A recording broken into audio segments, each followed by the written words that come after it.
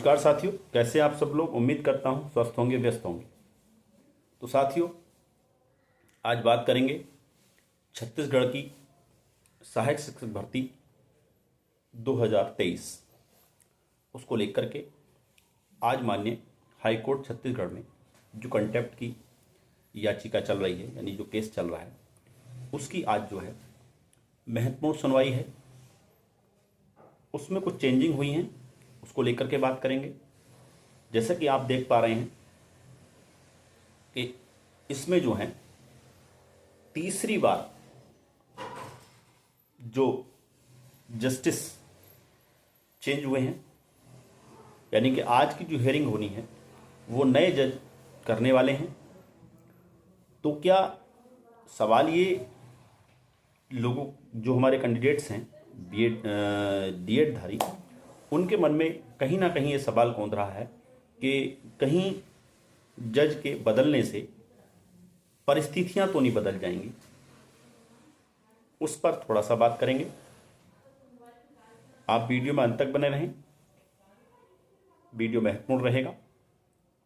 आप सभी साथियों का स्वागत है आपके चैनल गेट सॉल्यूशन में, और साथ ही उन सभी साथियों से निवेदन है जो चैनल पर पहली बार विजिट कर रहे हैं। तो साथियों, जैसा कि आपने देखा कि 14 फरवरी तक का डेट मिली थी और 2 सप्ताह का समय दिया गया था छत्तीसगढ़ हाई कोर्ट की तरफ से, जब इसकी सुनवाई अरविंद कुमार वर्मा जी, ऑनरेबल जस्टिस अरविंद कुमार वर्मा जी कर रहे थे।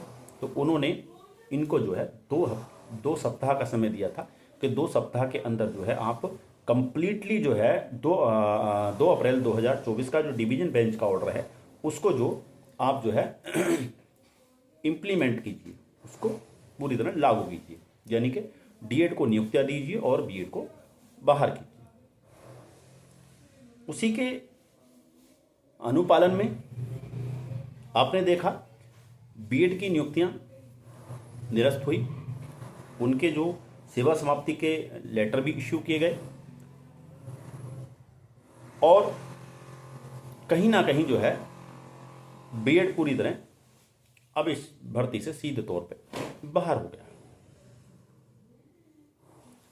डीएड की नियुक्ति, जैसा कि मैंने आपको बार बार कहा कि 14 तारीख तक नियुक्ति के मामले में कोई ना कोई जो है कार्रवाई जरूर देखने को मिलेगी। हालांकि ऐसा अभी कुछ देखने को नहीं मिला है, लेकिन जैसा कि दूसरी डेटों पे भी आपने देखा था कि उससे पहले कुछ नहीं मिलता था और सीधे कोर्ट में चीज़ें रखी जाती थी। तो आज देखते हैं कि जो सरकार है या शिक्षा विभाग है वो नियुक्तों को लेकर के, काउंसलिंग को लेकर के, डीबी को लेकर के क्या वहाँ पे अपना पक्ष रखता है और किस तरीके से क्लैरिफाई करेगा कि हमने जो है जो माननीय छत्तीसगढ़ हाई कोर्ट की डिवीजन बेंच का ऑर्डर है उसको किस तरह से हमने इम्प्लीमेंट करने का खाका तैयार किया और किस तरह से हम कर रहे हैं। तो ये सारी चीज़ें देखने वाली होंगी सुनवाई में। साथियों, आपके मन में सवाल ये आ रहा होगा कि जज चेंज हुआ है तो कहीं ऐसा तो नहीं है कि कंडीशंस बदल जाएंगी, स्थितियां बदल जाएंगी। तो साथियों, बिल्कुल आप धैर्य बनाए रखें, बिल्कुल निश्चिंत रहें। स्थितियां बिल्कुल बदलने वाली नहीं हैं। जस्टिस बदलने का मतलब ये नहीं होगा कि केस में चीज़ें बदल जाएंगी, क्योंकि आपने देखा सबसे पहले इस केस की सुनवाई नरेंद्र कुमार व्यास जी ने की।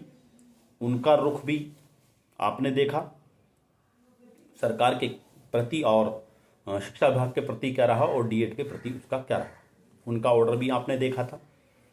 उसके बाद इसकी सुनवाई अरविंद कुमार वर्मा जी ने की, तो उसमें भी आपने देखा कि कहीं भी कोई डिफरेंस नज़र नहीं आया और उन्होंने बहुत ही कड़े शब्दों में, बहुत ही ज़बरदस्त तरीके से इस मामले को सुना और कड़े आदेश दिए दोनों बार। तो मैं उम्मीद करता हूं कि जो ऑनरेबल जस्टिस इस मामले को आज सुनने जा रहे हैं, नरेश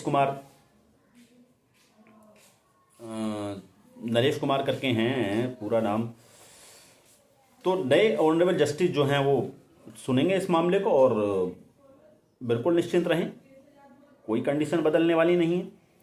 अगर आज सरकार या शिक्षा विभाग नियुक्ति को लेकर के स्पष्ट और सही जवाब नहीं देता है तो वो फिर कंटेम्प्ट की कार्रवाई में फंस रहा है। तो इसलिए आप निश्चिंत रहें। आज शाम को यानी आज जो है बहुत सारी चीज़ें स्पष्ट हो जाएंगी, क्लियर हो जाएंगी, ऐसी मेरी उम्मीद है। तो साथियों, आप वीडियो में अंत तक बने रहें, इसके लिए आपका बहुत बहुत धन्यवाद। और देखते हैं शाम तक क्या कुछ निकल के आएगा। जो भी कुछ चीज़ें स्पष्ट तौर पर हमारे सामने होंगी वो आपके साथ फिर साझा की जाएंगी। तब तक के लिए साथियों धन्यवाद, नमस्कार।